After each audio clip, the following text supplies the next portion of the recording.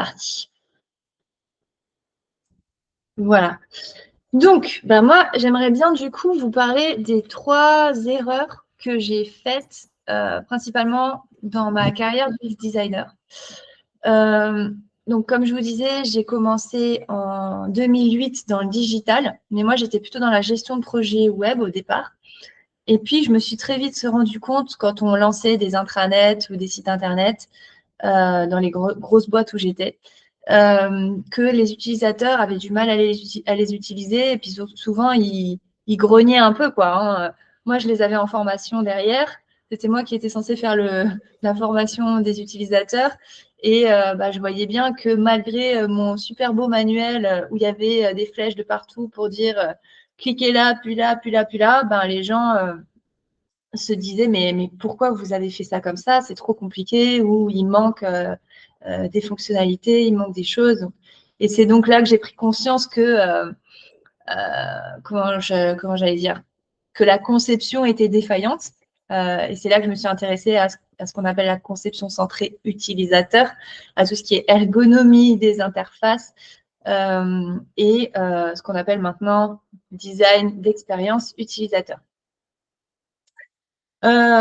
Sauf que ça, c'est bien joli, mais ça ne s'est pas passé aussi facilement que ça, dans le sens où ce métier, j'ai eu énormément de mal à le valoriser durant ma carrière.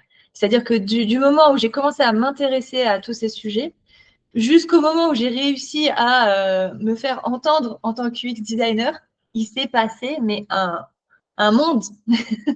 Il s'est passé des années de galère à tenter des choses, à essayer de comprendre pourquoi personne ne m'écoutait en fait. Moi, j'étais assez idéaliste à la base. Je voulais appliquer la démarche UX de A à Z. Je ne sais pas si ça vous parle. Donc, oui, je vois des pouces. Donc, toutes les phases, exploration, idéation, maquettage, test utilisateur, évaluation. Enfin, voilà, j'étais très procédurière, en fait, en process. Et donc, la première erreur que j'ai faite, je pense, c'est ce que je me suis noté là sur le post-it, c'est que j'avais un discours idéaliste quand je présentais mon métier. Ce que je disais à l'époque, c'est quand on me demandait, par exemple, dans mon club de tennis, on me disait ah, et toi, Marie, tu travailles dans quoi je disais, comment je disais j'améliore la vie des utilisateurs. J'améliore la vie des utilisateurs. Enfin, ça me fait rire maintenant quand j'entends ça. Mais en fait, personne n'achète ça. Enfin, qui achète ça? Améliorer la vie des utilisateurs. Les boîtes n'achètent pas ça. OK? C'est un discours beaucoup trop altruiste, idéaliste.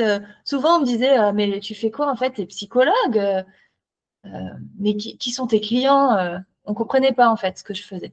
D'accord? Donc ça a été la première grosse erreur, je pense.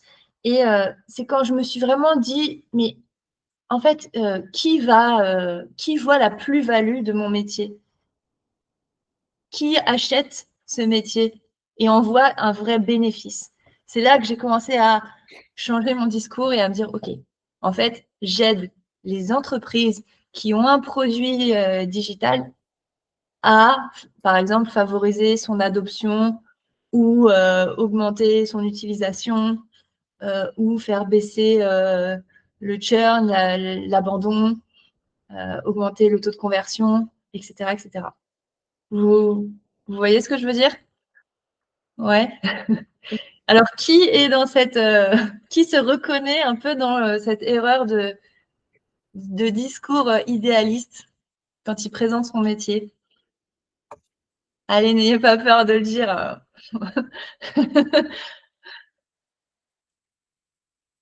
Qu'est-ce que vous dites, vous, quand vous présentez votre métier? J'aimerais des exemples. Je ne veux pas être toute seule.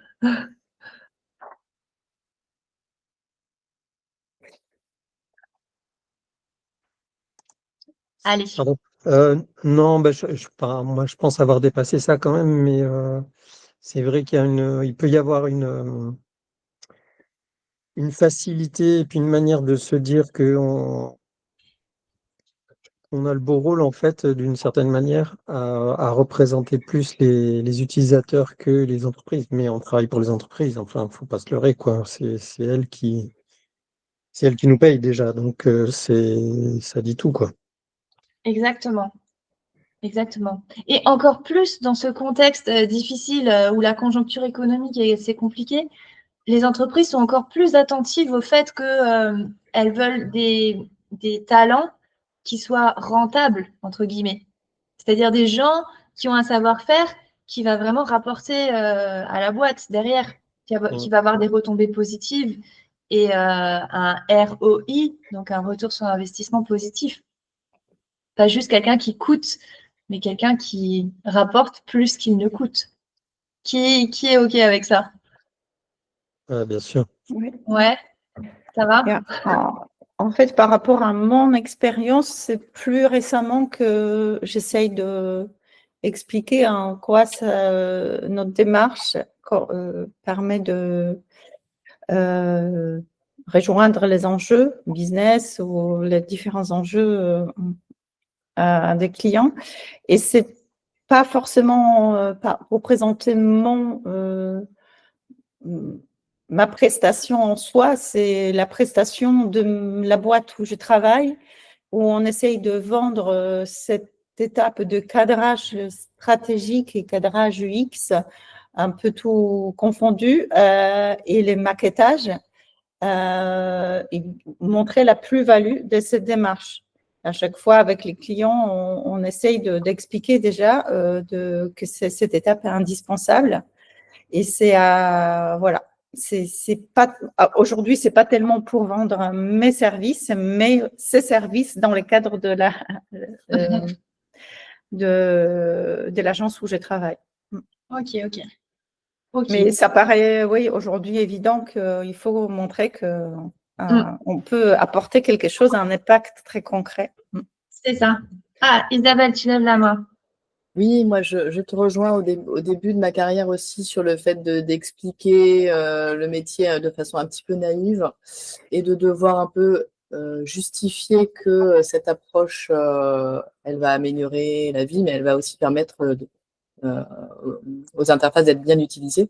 Et j'ai l'impression qu'aujourd'hui, le design rentre quand même dans les mœurs et qu'on a moins besoin d'expliquer. Moi, je vois aujourd'hui, je suis dans une mission où naturellement, ils savent que l'image de leur plateforme va être transformée grâce au design. Et je trouve que quand même, on a quand même changé globalement d'état d'esprit et on perd moins de temps à expliquer, quoi. Ouais, c'est ça. OK, bon, donc cette partie-là, on va dire que c'est probablement un peu moins un problème aujourd'hui. On va dire que les entreprises sont devenues un peu plus matures sur ce sujet-là, donc on s'en sort mieux et tant mieux pour vous. Vous avez moins besoin de vous battre que moi, j'ai dû le faire. Deuxième erreur que j'ai faite, c'est de ne pas montrer l'impact de mon travail. Mais de même pas chercher en fait quel était l'impact de mon travail. Je ne raisonnais même pas sur le après mon travail de conception, de recommandation, de design sprint. Voilà, j'étais centrée sur ma méthode. J'applique mon truc. Ensuite, je vous livre des recommandations ou des wireframes ou peu importe. Et après, je vous laisse faire. Moi, j'ai terminé mon boulot. Et en fait, je n'avais pas conscience que les fruits de mon travail de conception sur le produit ne se voient que après l'implémentation. Donc, il y a cette phase de conception et après, il y a la phase d'implémentation où les devs, ils implémentent réellement selon les plans que je leur ai donnés. Et c'est seulement une fois que c'est en prod, une fois que c'est lancé, qu'on voit les effets, qu'on voit les fruits finalement de mon travail. Est-ce que j'ai fait du bon travail ou pas? Qui est d'accord avec ça? Ouais, Calypso. Ouais. Bien Ouais, sûr, je suis d'accord avec toi, Marie, mais c'est très difficile aussi dans nos métiers de faire ce qu'on appelle de la prédiction, de prédire un peu combien de KPI on va avoir en une augmentation, une baisse, par rapport aux impacts qu'on souhaite rechercher. Pourquoi c'est difficile? Ouais, c'est difficile à prédire avant la mise en prod, ouais. Pourquoi? Bah justement, pour moi, c'est quelque chose de prédictif, donc c'est un peu au doigt mouillé. On va faire une hypothèse. Mais pourtant, notre travail de conception, avec toutes les phases de recherche, d'idéation, de prototypage et de test utilisateur et d'évaluation, tu vas pouvoir gagner en confiance sur l'utilisabilité du parcours. Est-ce que c'est vraiment facile à utiliser? Tu le vois lors des tests utilisateurs. Tu vois comment les gens réagissent. Est-ce que les gens, ils aiment la fonctionnalité ou pas? Ou est-ce qu'ils te disent non, mais ça, en fait, je m'en fous. Moi, j'aimerais plutôt que vous m'aidiez sur tel aspect, tu vois. Donc, c'est bien ça, la plus-value de notre métier de designer. C'est comment dire, d'avoir cet impact sur les utilisateurs et leur expérience avec le produit. Ah oui, je suis d'accord avec toi. Sur Ouais. même les choses à tacler au plus vite, qui sont vraiment douloureux pour les utilisateurs, mais c'est les entreprises, moi, de ce que j'ai eu comme expérience, c'est que elles attendent aussi des chiffres. Et ça, c'est beaucoup plus difficile à transmettre. Alors, c'est-à-dire, quel genre de chiffres? Bah, par exemple, le travail que j'ai effectué, est-ce que je peux dire que ça ramènera, je sais pas moi, 1000 utilisateurs de plus, 5000 utilisateurs de plus, comme trafic, par Donc, exemple? ouais, du trafic, par exemple. Eh bien, c'est bien ça le pourquoi on t'embauche. C'est bien ça la raison de pourquoi on prend ton savoir-faire, pourquoi on sollicite ton savoir-faire. C'est pour augmenter le trafic. Donc, comment on sait si tu as fait du bon travail? Bah, si le trafic augmente suite à ton travail de design. Oui, je suis d'accord, mais c'est plutôt le côté chiffré. Oui, Combien ça c'est va nous rapporter, en fait? Alors, c'est difficile de prédire exactement le taux d'augmentation. oui, mais pourquoi vouloir prédire un truc précis? Pourquoi ne pas simplement se dire avec la direction, votre enjeu, c'est quoi? C'est qu'on augmente le trafic parce qu'aujourd'hui, il est trop bas. D'accord? Donc, moi, je vais tout faire pour qu'on arrive à augmenter ce trafic. Tu peux demander, vous aimeriez avoir combien de trafic? Tu peux demander, aujourd'hui, il y a combien de trafic à peu près? Et vous aimeriez en avoir combien idéalement et sous quelle échéance? Comme ça, tu as un repère. Tu as un repère. Mais ça ne veut pas dire que tu vas forcément atteindre pile poil le truc, d'accord? Ça te donne juste des repères pour savoir si finalement ton travail a porté ses fruits autant qu'il aurait dû. OK? Ça répond à ta question, Calypso? Ouais? Oui, merci. Isabelle? Alors, moi, je trouve que c'est difficile d'avoir des réponses côté client par rapport à ça. Parce qu'il n'y a pas forcément de chiffres disponibles. Et quand il n'y en a pas, la question reste en suspens et c'est compliqué. Je ne sais pas si vous partagez un petit peu ce constat aussi, c'est que les chiffres ne sont pas forcément disponibles chez le client. On me le dit tout le temps, ça. Oui, mais moi, Marie, j'ai pas de chiffres disponibles. Voilà. Mais vous n'avez pas besoin de chiffres disponibles. Ce qu'il faut, c'est cadrer dès le début avec votre commanditaire ou votre manager, si vous êtes déjà en poste, quel est l'indicateur que tu veux voir bouger aujourd'hui? En fait, pourquoi tu veux que je travaille? En fait, il faut demander, OK, qu'est-ce que tu veux? Tu veux une refonte ou tu veux qu'on lance telle fonctionnalité? Qu'est-ce que tu espères exactement? In fine, tu espères une augmentation du trafic? Tu espères une réduction du churn? Tu vois? On n'a pas besoin de mesurer 50 000 choses. Oui, l'idée, c'est de définir la question, la problématique, en fait, avec eux, quoi. C'est ça que tu préconises. Exactement. Okay. C'est de fixer ce critère de succès en demandant comment est-ce qu'on saura que j'ai fait du bon travail une fois mon travail en prod. Ok. Et que le manager arrive lui-même à dire, bah, en fait, ce sera certainement sur cette métrique-là. Tu peux lui suggérer des métriques parce que maintenant, on le sait, en tant que designer, on peut influencer des métriques liées à l'usage. Donc, tout ce qui est activation, complétion, rétention, conversion, churn, tous ces KPI, maintenant, vous pouvez les chercher sur ChatGPT. Hein. Quel KPI suis-je en capacité d'influencer en tant que designer UX? ChatGPT va vous donner la liste. D'accord? Donc, vous pouvez suggérer les choses à votre manager s'il n'en a pas conscience, peut-être. Oui, s'il n'a pas mis en conscience ces problèmes-là. Ok. Voilà. OK? Ok. Ensuite, troisième erreur, mais je vois qu'il est déjà 59. Troisième erreur, ce que j'ai fait, c'est que j'ai mal ciblé les entreprises dans mes recherches d'emploi et de mission. D'accord? Je voulais absolument aider des boîtes qui étaient au démarrage, c'est-à-dire des fondateurs qui voulaient lancer un projet numérique. Et en fait, ce que j'ai appris à mes dépens, c'est que c'était beaucoup plus facile d'intervenir une fois que ces fondateurs avaient fait un flop avec leurs produits.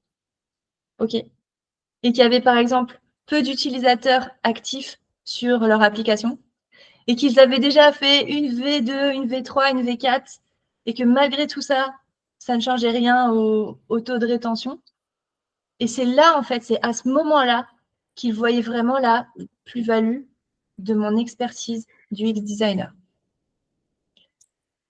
Et ça a été très, très dur pour moi d'accepter que je vais trouver plus de travail auprès des gens qui sont dans la merde, des entreprises qui sont dans la mouise, parce que leurs produits ne performent pas, ne décollent pas en termes d'usage, plutôt qu'en amont. Moi, je voulais les sauver en amont, leur éviter de dépenser du budget et tout. Mais dans ces phases-là, malheureusement, ils ne sont pas à l'écoute et ils n'ont pas un problème suffisamment douloureux, urgent et reconnu pour payer mes services. Très dur, mais très grosse leçon pour moi. Qu'est-ce que vous en pensez? Et on finira là-dessus.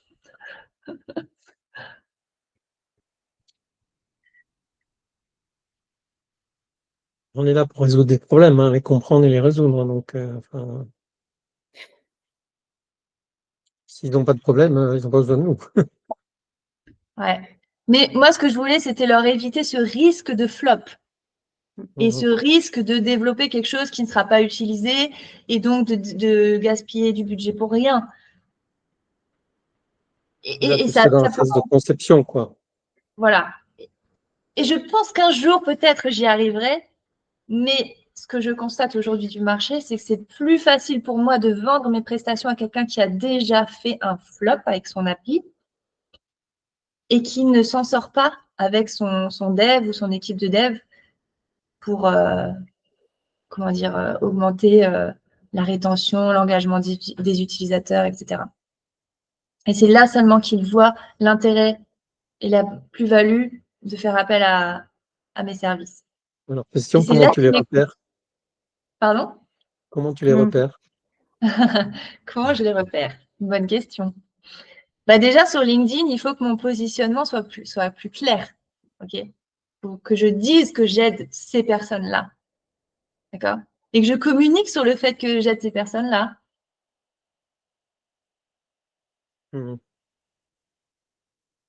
Ensuite, je peux me dire que c'est plutôt des entrepreneurs qui ont déjà lancé une app. Donc, je peux commencer à regarder qui sont les CEO dans mon réseau, qui sont les founders, les co-founders.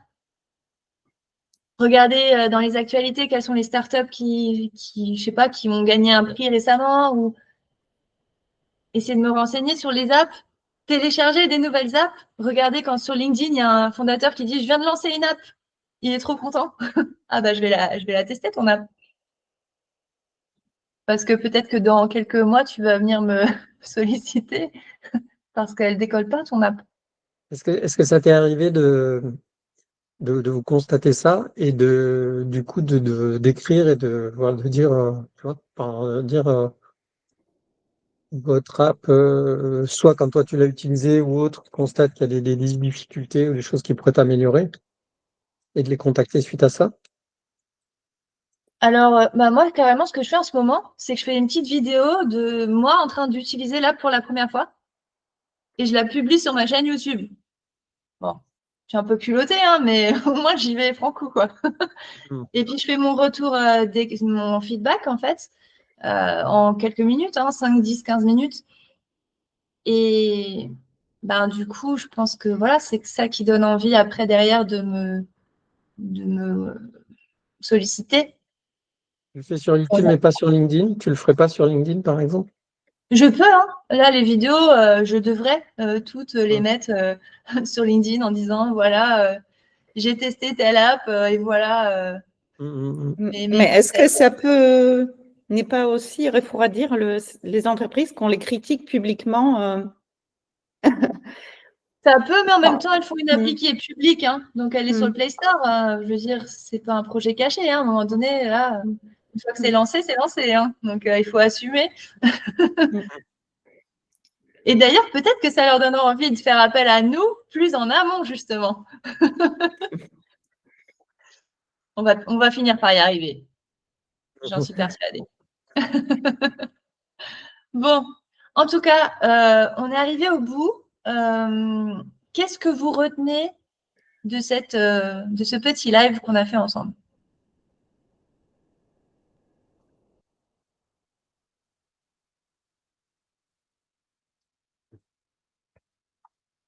Allez, Isabelle, vas-y. Allez, je me lance. Alors effectivement, sur la notion d'évangéliser ce qu'on fait, je pense que c'est important de le faire et de s'appuyer des métriques, effectivement à définir, je dirais, avec les commanditaires dès le début. Et puis, ce que je retiens aussi, s'adresser aux bons clients. C'est vrai que j'avais pas cette notion-là. Et effectivement, je pense que ça peut être un gain d'énergie parce que Ouais, voilà, se prendre des portes, ça fait jamais du bien. c'est clair. Donc autant cibler, au maximum. Après, je sais pas concrètement comment le faire, mais en tout cas, tu as donné quelques tips, donc à tester. Super. Mais oui, on s'acharne à vouloir vendre des choses à des gens qui n'en ont pas vraiment besoin parce qu'ils sont pas au bord du précipice. Moi, je dis souvent, regardez qui sont les gens qu'il faut sauver, en fait. Ils sont au bord du précipice et là, ils sont prêts à mettre la main au portefeuille pour qu'on les aide. Effectivement. Voilà. Est-ce qu'il y a un autre feedback, quelque chose que vous retenez de ce live? Non, non, intéressant. Enfin, voilà, et je trouve ton truc de faire sur YouTube, je trouve ça assez culotté, mais pourquoi pas, quoi. Enfin, qu'est-ce qu'on a à perdre de toute façon, quoi.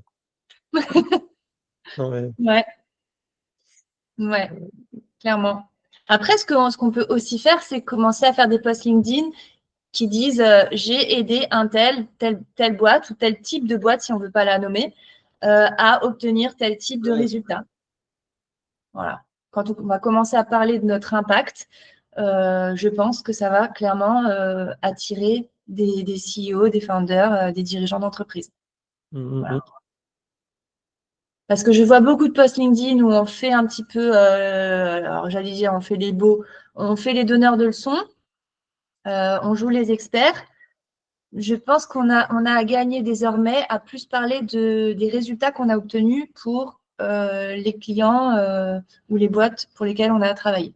Dire, voilà, j'ai aidé tel type de boîte qui avait telle galère à obtenir tel genre de résultat. c'est du marketing, hein. Ouais, Juste dire qu'on est bon, ça suffit pas, faut dire ce que ça leur amène à eux, quoi. oui, et surtout générer de la preuve, ce qu'on appelle de la preuve sociale, c'est-à-dire des preuves en fait que ce qu'on a fait a eu a eu des bénéfices. Mm. Pas juste dire il faut faire ci, il faut faire ça, il faut faire des parcours utilisateurs, il faut faire des tests utilisateurs, il faut faire des wireframes, des XY, il faut utiliser tel outil. Non, c'est qu'est-ce que moi j'ai fait pour aider les boîtes, quels résultats j'ai obtenus. Mmh. Et c'est comme ça qu'on deviendra crédible et légitime et on nous écoutera enfin. C'est en montrant des vrais résultats qui parlent pour nous. Si je peux me permettre une remarque venant du CX, pour nous, en CX, c'est très compliqué parce que, en fait, nous, le temps que ça soit mis en place, les mesures sont pas toujours tangibles, quoi. Alors qu'en UX, enfin, vous avez des mesures de ça. Donc, après, il faut y avoir accès, mais Je pense, après l'implémentation, mais enfin, au moins, elles existent, quoi. Alors que nous, en CX, beaucoup moins, quoi. j'entends souvent cette remarque de oui, mais moi, mon impact, il se verra beaucoup, beaucoup, beaucoup plus tard. Et pour moi, c'est pas bon, en fait. Il faut se dire qu'on doit avoir des succès rapides. Sinon, la boîte n'investira pas sur nous sur le long terme. Il faut qu'on montre très vite des impacts positifs, même si c'est des petits impacts.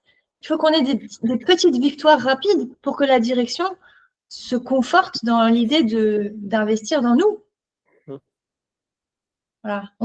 Je pense qu'on peut plus se cacher et se dire oui, mais moi, mon impact, on le verra dans 5 ans, dans 10 ans. Non, non, pas possible. Et en réalité, cet impact se voit très rapidement, sauf qu'on ne s'intéresse pas à ces chiffres. Et c'est bien de les chercher. Oui. Là, je m'aperçois que c'est assez bluffant d'ailleurs. Oui, oui. Et c'est encore plus puissant quand tu les définis dès le départ avec ton manager. C'est-à-dire quand tu lui demandes, mais en fait, qu'est-ce que tu espères véritablement en termes d'impact et sur quels chiffres, sur quel indicateur on verra que j'ai fait du bon travail ou que la refonte est une réussite ou que le MVP est un succès.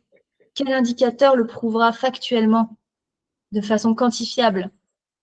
Et quand on fait ça dès le début, déjà nous, ça nous cadre et c'est hyper stimulant du coup parce que notre mission, elle devient beaucoup plus claire. On a un vrai objectif à atteindre, un peu comme le haut d'une montagne. On sait exactement qu'on va en haut de l'Everest. Et on peut ensuite déterminer le chemin pour y arriver. Il va falloir passer par différentes phases. Une phase d'exploration, une phase d'idéation. Et là, tout prend son sens. Et on n'est plus en train comment j'allais dire, d'imposer une méthodologie. On est en train de bâtir une feuille de route pour atteindre un objectif désiré par la direction de la boîte. Et ça change tout, ça. Ça change tout. Surtout quand on arrive à l'atteindre vraiment. Parce que là, pour le coup, c'est des vraies félicitations. C'est une vraie prime que vous allez obtenir. C'est voilà, un renouvellement de vos missions. On va vraiment valoriser votre travail. On va dire, non, mais en fait, cette personne-là nous rapporte vraiment de l'argent grâce à son expertise. C'est notre allié business. C'est notre partenaire de la croissance. C'est plus juste une designer qui fait des maquettes.